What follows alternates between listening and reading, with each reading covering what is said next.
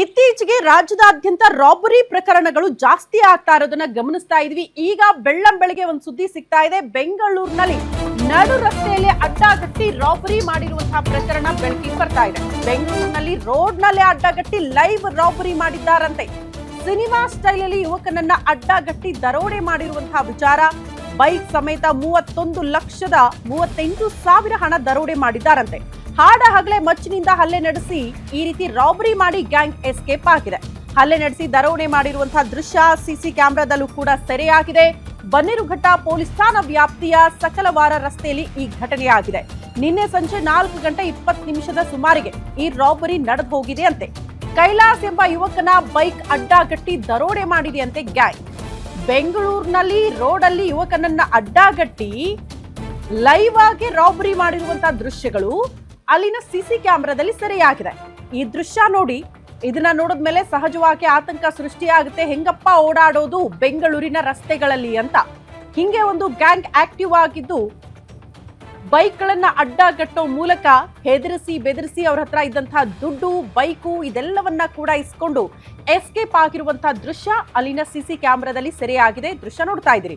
ಯಾರು ಬೈಕ್ ಹತ್ಕೊಂಡು ಬಂದಿದ್ನಲ್ಲ ಯುವಕ, ಆತ ಸ್ವಂತ ಬೈಕ್ ಅಲ್ಲಿ, ಆತನ ಬೈಕೇ ಆತನ ಕೈಯಲ್ಲಿ ಇಲ್ಲ.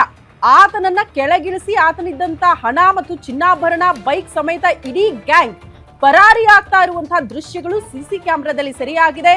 ಅಲ್ಲಿಗೆ ಎಷ್ಟರ ಮಟ್ಟಿಗೆ ಸೇಫ್ ಬೆಂಗಳೂರು ಅನ್ನುವಂತಹ ಪ್ರಶ್ನೆಗಳು ಈ ದೃಶ್ಯಗಳನ್ನ ನೋಡಿದ ಮೇಲೆ ನಾವು ಮತ್ತೆ ಮಾಡಬೇಕಾಗತ್ತೆ. ಬೈಕಲ್ಲಿ ಬರ್ತಾರೆ, ಅಡ್ಡಗಡ್ತಾರೆ, ಹೆದರಿಸಿ ಬೆದರಿಸಿ ಅವ್ರ ಹತ್ರ ಇದ್ದಂತಹ ಚಿನ್ನಾಭರಣ, ಮೊಬೈಲ್, ಇತರೆ ವಸ್ತುಗಳನ್ನ ಕದ್ದು ಅಲ್ಲಿ ಕ್ಷಣ ಮಾತ್ರದಲ್ಲಿ ಪರಾರಿ ಆಗ್ತಾ ಇರುವಂತಹ ದೃಶ್ಯ. ಮೋಸ್ಟ್ಲಿ ಆ ದೃಶ್ಯ ನೋಡ್ತಾ ಇದ್ರೆ ಜನ ಕೂಡ ಓಡಾಡ್ತಿದ್ದಾರೆ, ವೆಹಿಕಲ್ಸ್ ಮೂವ್ಮೆಂಟ್ ಇದೆ, ಆದ್ರೂ ಕೂಡ ಆತಂಕ ಇಲ್ಲ, ಭಯ ಇಲ್ಲ. ನಡು ರಸ್ತೆಯಲ್ಲಿ ರಾಬರಿ ಆಗಿದೆ. ಉಡಾನ್ ಕಂಪನಿಯ ಬ್ರಾಂಚ್ಗಳಲ್ಲಿ ಹಣ ಕಲೆಕ್ಟ್ ಮಾಡ್ತಾ ಇತ್ತಂತೆ ಈ ಗ್ಯಾಂಗ್. ನಿನ್ನೆಯೂ ಸಹ ಉಡಾನ್ ಬ್ರಾಂಚ್ಗಳಲ್ಲಿ ಹಣ ಕಲೆಕ್ಟ್ ಮಾಡ್ಕೊಂಡು ಹೋಗಿದ್ರಂತೆ. 3 ಕಡೆ ಒಟ್ಟು 31,38,000ಕ್ಕೂ ಹೆಚ್ಚು ಹಣ ಕಲೆಕ್ಟ್ ಆಗಿತ್ತಂತೆ. ಹಣವನ್ನ ಕಲೆಕ್ಟ್ ಮಾಡಿ ಜುಪಿಟರ್ ಬೈಕ್ ನಲ್ಲಿ ಹೋಗ್ತಾ ಇದ್ರಂತೆ. ಬೈಕ್ ನಲ್ಲಿ ಸಕಲವಾರ ಕಡೆಯಿಂದ ಬನ್ನೇರುಘಟ್ಟ ರಸ್ತೆ ಕಡೆಗೆ ಹೋಗ್ತಿದ್ದಾಗಲೇ ದರೋಡೆ ಆಗಿದೆ. 2 ಬೈಕ್ ನಲ್ಲಿ ಬಂದಿದ್ದ 4 ದರೋಡೆಕೋರರು ಈ ಕೃತ್ಯ ಎಸಗಿದ್ದಾರೆ. ಏಕಾಏಕಿ ಮಚ್ಚು ಬೀಸಿ ಬೈಕ್ ಸಮೇತ ದರೋಡೆ ಮಾಡಿ ಗ್ಯಾಂಗ್ ಎಸ್ಕೇಪ್ ಆಗಿದೆ ಅನ್ನೋದ್ರ ಡೀಟೇಲ್ ಸಿಗ್ತಾ ಇದೆ. ಬಳಿಕ ಬೈಕ್ ನ 1 ಕಿಲೋಮೀಟರ್ ಅಂತರದಲ್ಲಿ ಗ್ಯಾಂಗ್ ಬಿಟ್ಟು ಹೋಗಿದೆ ಅಂತೆ. ಆ ಬೈಕ್ ದೃಶ್ಯ ನೋಡಿದ್ರಲ್ಲ, ಬಿಟ್ಟು ಹೋಗಿದೆ ಆ ಬೈಕ್ ಅನ್ನ, ಜುಪಿಟರ್ ಬೈಕ್. ಬಟ್ ದುಡ್ಡು ಕಲೆಕ್ಟ್ ಮಾಡ್ಕೊಂಡು ಪ್ರತಿದಿನ ಹಿಂಗ್ ಹೋಗ್ತಾ ಇದ್ರು ಅನ್ನೋದ್ರ ಖಚಿತ ಮಾಹಿತಿಯ ಮೇರೆಗೆನೆ ರಾಬರಿ ಆದಂಗೆ ಕಾಣಿಸ್ತಾ ಇದೆ.